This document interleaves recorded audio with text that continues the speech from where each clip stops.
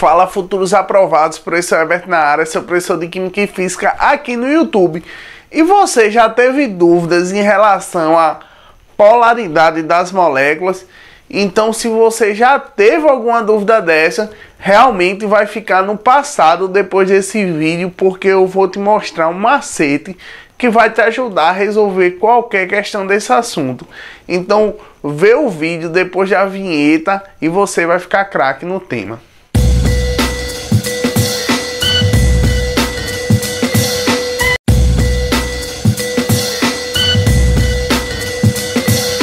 Fala pessoal, aqui é o professor Herbert, seu professor de Química e Física e criador do projeto Herbert Explica, esse projeto que visa democratizar a educação através das redes sociais. Mas e aí, você tem dúvidas sobre polaridade das ligações? Então vou te adiantar que depois desse vídeo você vai sanar todas as suas dúvidas, porque eu preparei um mapa mental que vai te ajudar demais a resolver qualquer questão nesse sentido. Eu sei que você já ouviu essa promessa várias vezes, mas assista até o final e você vai ter certeza. Então, comenta aqui, hashtag quero mitar na polaridade das ligações. Então, se você gostou da escolha desse conteúdo, já deixa o seu curtir, o seu compartilhar, que me incentiva demais a continuar produzindo conteúdo. Mas deixando a conversa de lado e indo agora para o conteúdo, antes da gente discutir todo esse processo, deixa eu te falar o que é a polaridade. Porque não adianta só eu te apresentar um mecanismo e tu não saber do que a gente está falando na prática. Polaridade das ligações é quando uma molécula ela apresenta ou não um dipolo elétrico na sua estrutura. E como é que isso se forma? Acho que você, em algum momento da sua história escolar, você já deve ter ouvido falar o termo eletronegatividade. Então, a eletronegatividade, se você não está muito lembrado, é a capacidade que um átomo tem de puxar a ligação, aproximar os elétrons da ligação dele. Por exemplo, imagina num cabo de guerra, não é?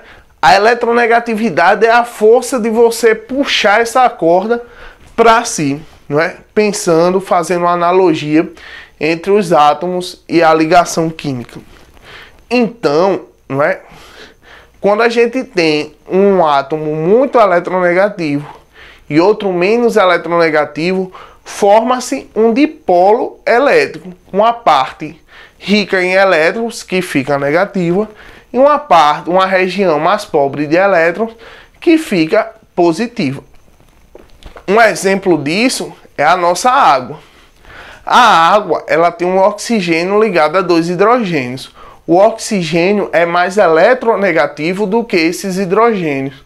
Com isso, o oxigênio puxa essa ligação para ele, deixando os elétrons mais próximos, e essa região em torno do átomo de oxigênio, ela está mais rica em elétrons e fica negativa, parcialmente negativa, e a região próxima dos hidrogênios, parcialmente positivas. Então, entendendo esse conceito do que é polaridade, a gente pode ir aqui para o nosso mecanismo que vai resolver os nossos problemas do tema. Então, quando você quer saber qual é a polaridade da molécula, a primeira coisa que você tem que se perguntar é quantos átomos tem. Se a resposta for 2, a gente vai seguir esse caminho e chegar nessa outra pergunta. É uma substância simples? Se você não está lembrado que é uma substância simples, fica tranquilo, vou te explicar também. Substância simples é toda substância que é composta por um único elemento químico. Não estou dizendo que é um único átomo, e sim toda a sua molécula ela só tem um tipo de elemento. Um exemplo disso é o gás oxigênio, onde ele é composto por dois átomos de oxigênio, do elemento oxigênio. A gente também tem o ozônio, não é? Que ele é ligação entre 3 átomos do elemento oxigênio. Também tem um gás de nitrogênio, que é feito por 2 átomos do átomo de nitrogênio. Então, é essa a ideia de uma substância simples. Então, se tiver 2 átomos e for uma substância simples, ela é apolar. Professor, pode dar um exemplo? Com certeza. O exemplo disso é o já citado gás oxigênio, que é o O2, e o gás nitrogênio, N2. Professor, e caso não seja uma molécula simples, uma substância simples, então ele com certeza é polar. Então vou te passar um exemplo. Um exemplo disso, querido, é o ácido clorídrico, que é representado pelo HCl. Beleza? Professor, e se tiver mais de 2 átomos? Aí a gente vai ter que falar sobre átomo central. Professor, poderia me dar uma breve explicação do que seria o átomo central? Sim, o átomo central é aquele átomo que serve de ligação, de ponte para todos os demais átomos da molécula. E tem como deixar isso mais claro? Tem sim. Vamos pensar na água, que eu acabei de citar. A gente tem um oxigênio e ligado a ele a gente tem 2 hidrogênios. Quem seria o átomo central? Sim, o oxigênio. O oxigênio, ele está ali pelo fato de o oxigênio ele é o único que pode fazer várias ligações. Lembrando que o hidrogênio nunca é o átomo central, pois ele só pode fazer uma ligação.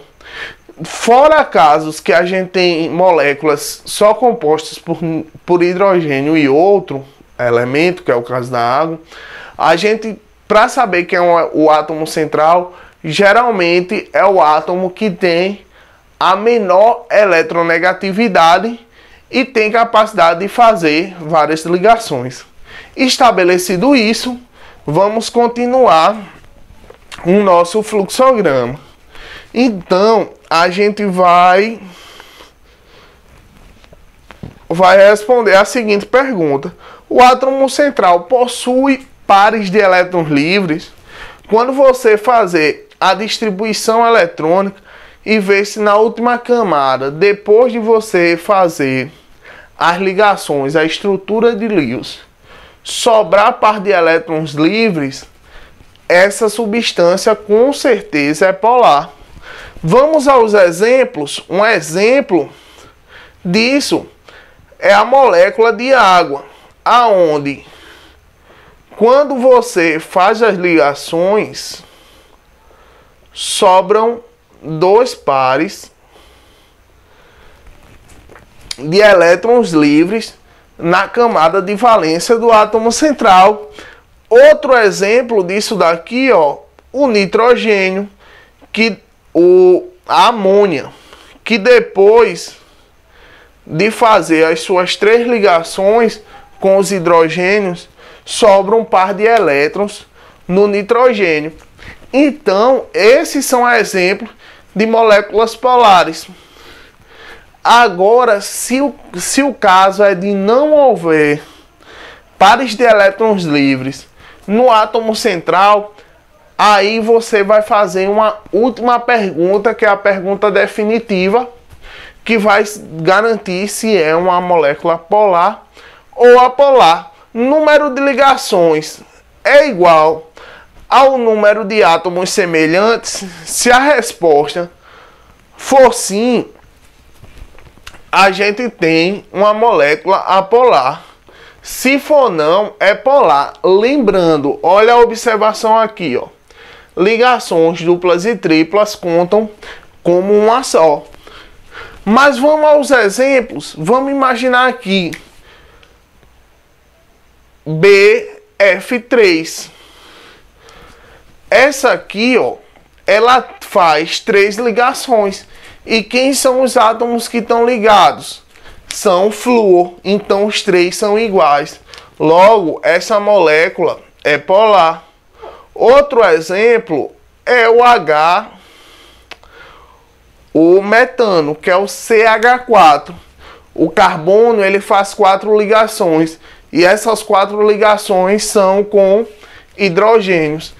Então, isso me garante uma molécula polar. E no caso de não ser bem assim, então, aí eu vou ter uma molécula polar se pelo menos um desses daqui, em vez de ser 3F, fossem 2F, um cloro. Se aqui, por exemplo, fosse um outro átomo que não hidrogênio, a gente já teria uma molécula polar. Vamos ao exemplo disso. Um exemplo seria aqui o diclorometano, que é o CH2Cl2. O carbono, ele faz 4 ligações.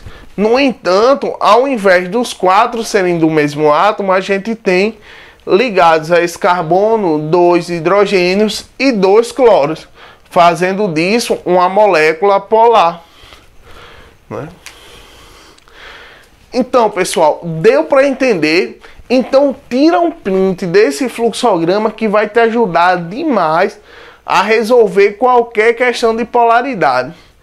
No mais, espero ter te ajudado, né? Lembrando, se gostou, já deixa seu like, curte e compartilha com seus amigos. E não esquece de se inscrever para ver outros vídeos como esse que vão te ajudar rumo ao sucesso. No mais, fui!